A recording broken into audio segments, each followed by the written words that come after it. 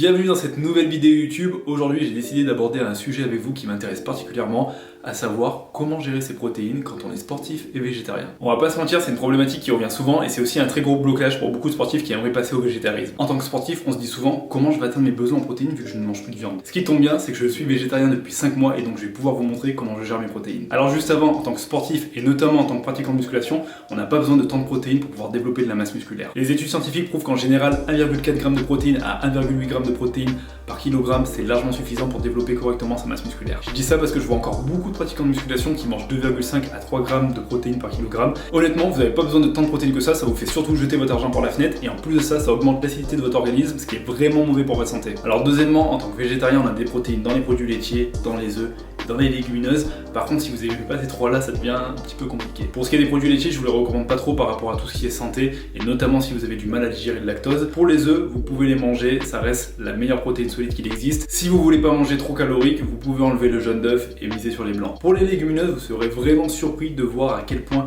certaines légumineuses et notamment certains produits dérivés des légumineuses ont des taux de concentration en protéines vraiment excellents. Après, vous pouvez aussi trouver plein de protéines dans les végétaux. Vous en avez dans les noix, vous avez les graines, vous avez les algues, vous avez certains produits céréaliers, vous avez même certains légumes qui ont des protéines. Mais honnêtement, dans cette vidéo, ce qui nous intéresse, ce sont les aliments et produits avec des fortes concentrations de protéines. J'avais fait une newsletter il y a quelques mois où j'expliquais justement la gestion des protéines en tant que végétalien, ce qui est déjà plus compliqué que végétarien, et j'avais donné des produits et des aliments avec des très fortes concentrations en protéines. Par exemple, pour des quantités de 100 g, vous avez la protéine de soja texturée qui a 55 g de protéines, avec seulement 17 g de glucides et 6 g de lipides. Vous avez la farine de noix, vous avez 47 g de protéines, avec 15 g de glucides et 6 g de lipides. Alors bien sûr, vous n'allez pas manger de la farine comme ça, il faut la cuisiner en pancake par exemple. Vous avez la farine de chia avec 30 g de protéines, 8 g de glucides et 9 g de lipides. Donc là, au niveau des concentrations, on est quand même pas mal quand on sait que dans un steak haché en général, on a 19 à 20 g de protéines et quasiment 5 à 6 g de lipides. Je trouve qu'on se débrouille pas mal pour des végétaux. Troisièmement, un moyen efficace d'augmenter vos protéines sans augmenter vos lipides et vos glucides, les protéines en poudre. On peut dire ce qu'on veut, vous avez des protéines en poudre végétales aujourd'hui qui ont des super concentrations en protéines,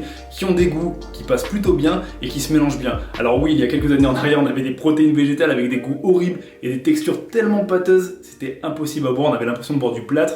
Maintenant, le marché s'est quand même bien amélioré, on arrive vraiment à trouver de bonnes protéines. Ce que je vous propose, c'est de faire un petit tour dans ma cuisine pour vous montrer quelques exemples de protéines que je mange en tant que végétarien. Et voilà, donc voici les aliments que je consomme. Pour moi, c'est vraiment les top aliments qui ont peu de glucides et de lipides et surtout des bonnes concentrations en protéines. Donc je vais avoir des aliments solides avec des protéines en poudre. Niveau légumineuses, j'ai le tempeh, ce sont des fèves de soja fermentées, c'est très digeste. Dans 100 g de tempeh, vous avez 15 g de protéines et vous avez seulement 5 g de graisse et 0 g de glucides. Concurrent du tempeh, j'ai le tofu. Donc le tofu, j'ai un peu plus de protéines, j'ai 17 g de protéines pour 100 g. Je vais avoir 8 g de fat et j'ai 0 g de glucides, donc là on est pas mal aussi. Après, j'ai la protéine de soja, je vous en ai parlé tout à l'heure, donc ça c'est le grand gagnant. J'ai 55 g de protéines pour seulement 17 g de glucides et pour ainsi dire pas de lipides, donc là on est vraiment top. Pour les légumineuses, je vous vois venir, je sais que certaines personnes ont des problèmes de digestion. Ce que je peux vous recommander, c'est de prendre des sources plutôt fermentées, c'est beaucoup plus digeste. Vous pouvez aussi les rincer et les cuire pour améliorer la digestion des légumineuses, améliorer leur qualité nutritionnelle et aussi réduire le problème des antinutriments. À côté, je vais aussi avoir de la farine de cacahuète, donc ça c'est PB+, de Macromike, c'est juste trop bon en goût. Moi j'ai pris la saveur chocolat caramel slice. Vous avez pour 100 g 52 g de protéines, seulement 18 g de glucides et 9 g de fat. Ce qui est bien avec la farine de cacahuète, c'est qu'elle est dégraissée, donc généralement je la prends le matin, c'est plutôt digeste. Je me fais un milkshake avec, je rajoute un petit peu de lait d'amande et quelques bananes. Enfin, toujours champion du monde, j'ai mes œufs, j'ai ma protéine végétalienne de bulk powder, celle-ci est très très bonne. Vous avez une super concentration, pour 23 g de protéines, vous avez seulement 2 g de fibres, 3 g de glucides et 2 g de fat. Bien sûr, j'apporte d'autres protéines avec d'autres aliments, j'ai pas mal de graines dans mon alimentation. Par exemple, vous avez les graines de courge, de chanvre et de tournesol. Elles sont très riches en protéines. Par contre, vous avez aussi des lipides et pas mal de fibres. Je l'ai pas trop abordé, mais normalement, une autre problématique de quand on est sportif et végétarien, c'est d'apporter suffisamment de protéines sans trop apporter de glucides et de lipides. Je vous ai montré des aliments qui avaient des très fortes concentrations en protéines.